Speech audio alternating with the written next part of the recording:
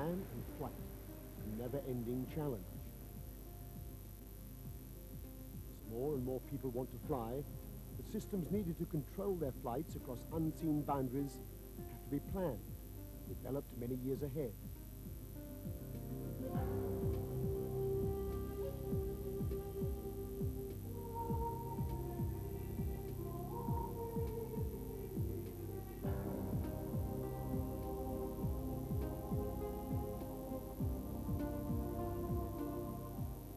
Vision is to develop systems and technologies that will handle the growth in demand and increase the capacity of our busy skies.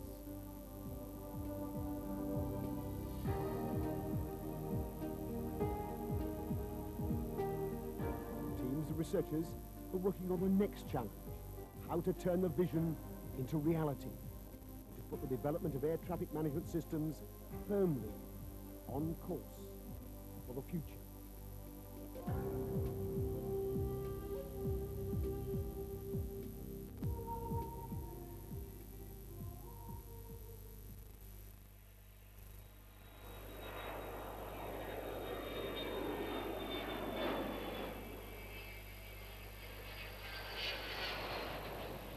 These are flying laboratories, not operational systems. They're playing an important part in the development of tomorrow's air traffic management systems. They're being used to find ways of improving the information available to pilots and air traffic controllers by integrating airborne and ground-based systems. The goal is to enable controllers to handle safely more aircraft per hour, thereby increasing airspace capacity, with controller workload being the vital issue. Speedbird 602 is clear to take off runway 09, right, the wind is 120 degrees at less than 5 knots.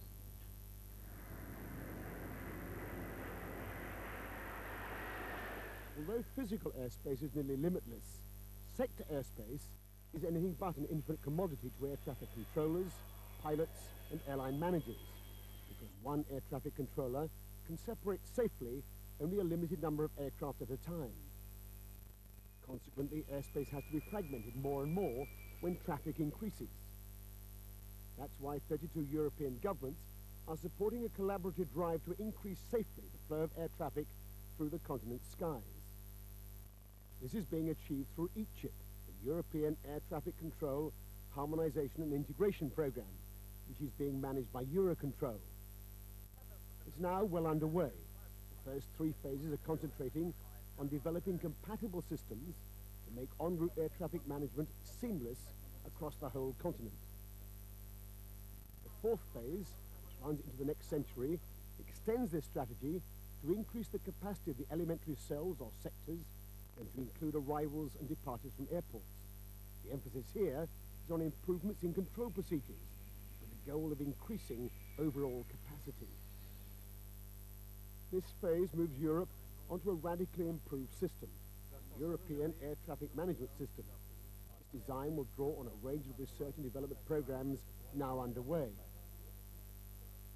PHARE, the Program for Harmonized Air Traffic Management Research in Eurocontrol, is aimed at proving and demonstrating the feasibility and merits of integrated air traffic management systems, which could be in use from early next century. PHARE is a collaborative research and development program, combining the experience and resources of 5 European partners. The Eurocontrol Experimental Center at Bretigny near Paris, the Centre d'Etudes de la Navigation Aérienne, or CENA of France, the Deutsche Forschungsanstalt für Luft- und Raumfahrt, or DLR of Germany, the National Lucht- und Ruimtevaartlaboratorium, or NLR, from the Netherlands, and the United Kingdom Civil Aviation Authority's National Air Traffic Services, or NATS. Cooperation between the partners allows ideas to be shared, consensus on the direction of research to be formed. Results from the research are available to all the partners. The program is based on major advances in aircraft navigation and flight management.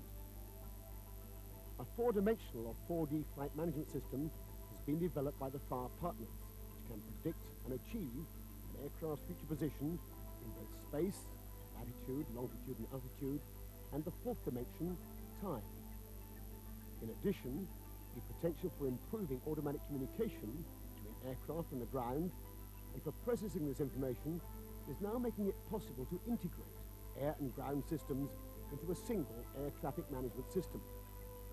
The first step is to find out if the new technologies and the software tools that would support these concepts can work together, and where the major benefits for customers could come from. That's the basis of the PHARE program. The PHARE partners are researching a range of advanced tools through a series of development and demonstration programs. The advanced tools are planned to come together like this. From the flight plan, one tool, the trajectory predictor, will predict an aircraft's onward trajectory in 4 dimensions up to 30 minutes ahead. This precise prediction is necessary for the further steps which will actually increase capacity. The prediction is based on calculations by air and ground-based computers, which input flight plans, aircraft flight parameters, and information about the path an aircraft has already taken, together with high-accuracy weather forecasts derived from automated aircraft reports, and a meteorological model produced by the UK Met Office and Météo France. On the basis of this precise prediction, another software tool, called the conflict probe, detects possible conflicts between trajectories, allowing for the different navigational accuracies of the aircraft. These potential conflicts will be resolved by the controller with the aid of a problem solver tool. Using air-ground data links, information from both the ground-based and airborne systems can be used to help work out the preferred trajectories to remove the conflicts. This process is complete when the controller confirms the trajectory modification. The air traffic control clearance will be passed via a data link to the aircraft's flight management system, which displays it to the pilot for approval. A flight path monitor tool will be used to track all the aircraft against their trajectories and to alert controllers to any significant deviations from them. Other features include arrival and departure tools to give advice to controllers on the optimum scheduling and sequencing of aircraft within the terminal control area around a major airport. And to assist controllers in managing their workload, cooperative tools are being developed which prioritize problems and display information relevant to selected problems. But for benefits to be achieved from the tools, it's vital that the pilot and the controller can use them efficiently.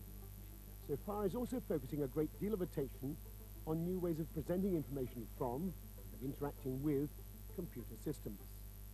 Air France 2477, descent level 250. The partners all get involved in a wide range of PHARE research activities, but with individual partners taking the lead in different tasks.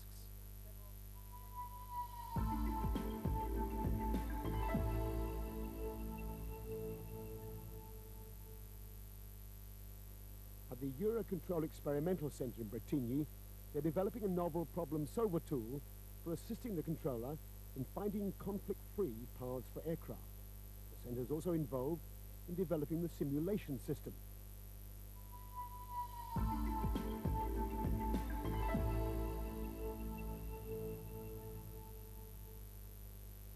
The CENA divisions at Artismons near Paris and Toulouse are taking the lead in developing an experimental aeronautical telecommunication network to connect PHARE ground facilities and experimental aircraft.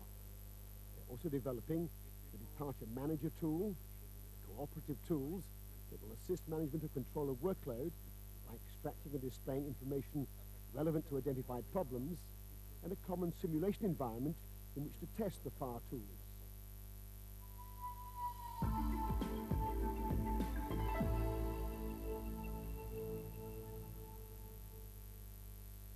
DLR's Institute for Flight Guidance at Braunschweig near Hanover is conducting research into the systems needed to guide aircraft both on the ground and in flight. It's also involved in finding the best way of sharing tasks between the automated systems and the human operators, pilots as well as controllers. In addition to this, DLR is developing an arrival manager tool, and to test it, simulators are being produced to replicate conditions at a busy airport such as Frankfurt.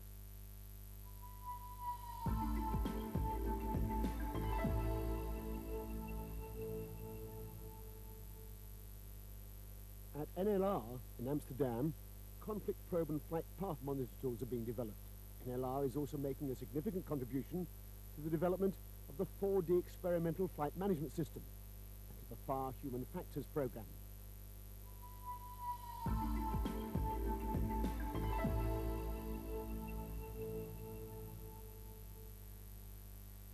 In the UK, the NATS-funded research and development is mainly at the Defence Research Agency's Bedford and Malvern establishments. NATS is taking the lead in developing the trajectory predictor and negotiation manager tools. It's providing a major contribution to the development of the 4D experimental flight management system.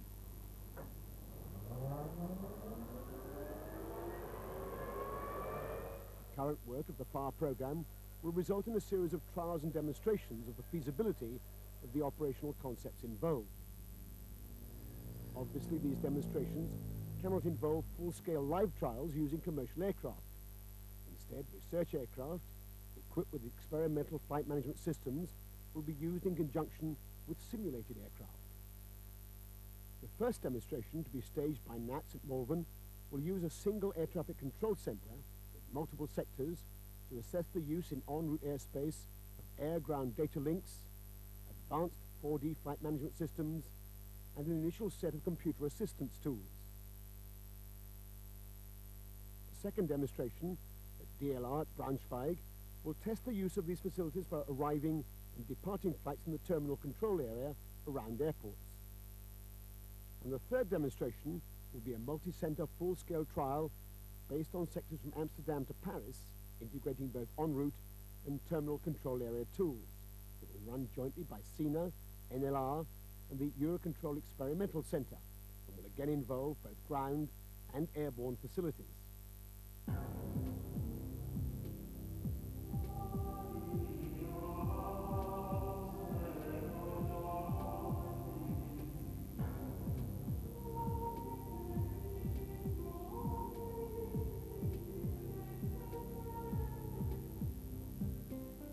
Before the end of the decade, it should be possible to assess which of the concepts now under consideration offer most potential for the future European air traffic management system.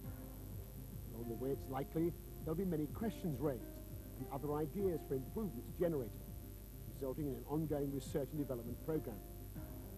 The goal will always be to ensure that tomorrow's air travellers are satisfied with the service with which they're provided, through air traffic management systems that get them to their destinations safely and on schedule. The PHARE partnership is providing the guiding light, which means that Europe's air traffic management system is now on course for the future.